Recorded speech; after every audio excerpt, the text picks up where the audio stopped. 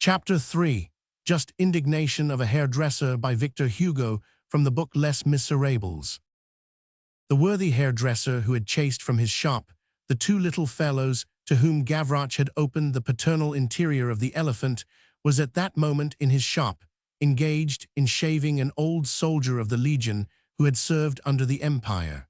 They were talking. The hairdresser had naturally spoken to the veteran of the riot, then of General Lamarck, and from Lamarck they had passed to the Emperor. Thence sprang up a conversation between barber and soldier which Prudhomme, had he been present, would have enriched with arabesques, and which he would have entitled, Dialogue between the Razor and the Sword. "How did the Emperor ride, sir?" said the barber. "Badly, he did not know how to fall, so he never fell." "Did he have fine horses?" "He must have had fine horses. On the day when he gave me my cross, I noticed his beast. It was a racing mare, perfectly white. Her ears were very wide apart, her saddle deep, a fine head marked with a black star, a very long neck, strongly articulated knees, prominent ribs, oblique shoulders, and a powerful crupper, a little more than 15 hands in height." "A pretty horse," remarked the hairdresser. "It was His Majesty's beast."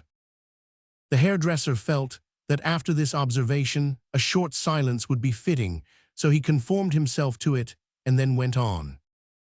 "The Emperor was never wounded, but once was he, sir." The old soldier replied with the calm and sovereign tone of a man who had been there. "In the heel, at Ratisbon, I never saw him so well dressed as on that day. He was as neat as a new sou." "And you, Mr. Veteran, you must have been often wounded." "I," said the soldier, not to amount to anything. "At Marengo I received 2 saber blows on the back of my neck, a bullet in the right arm at Austerlitz, another in the left hip at Jena. At Friedland, a thrust from a bayonet there, at the Moscow 7 or 8 lance thrusts, no matter where, at Lutzen, a splinter of a shell crushed one of my fingers. And then at Waterloo, a ball from a Biscayan in the thigh, that's all." "How fine that is," exclaimed the hairdresser in Pindaric accents, "to die on the field of battle. On my word of honor, rather than die in bed, of an illness, slowly, a bit by bit each day, with drugs, cataplasms, syringes, medicines, I should prefer to receive a cannonball in my belly." "You're not over fastidious," said the soldier. He had hardly spoken when a fearful crash shook the shop. The show window had suddenly been fractured. The wigmaker turned pale. "Ah, good God," he exclaimed, "it's one of them." "What?" "A cannonball." "Here it is," said the soldier. And he picked up something that was rolling about the floor. It was a pebble.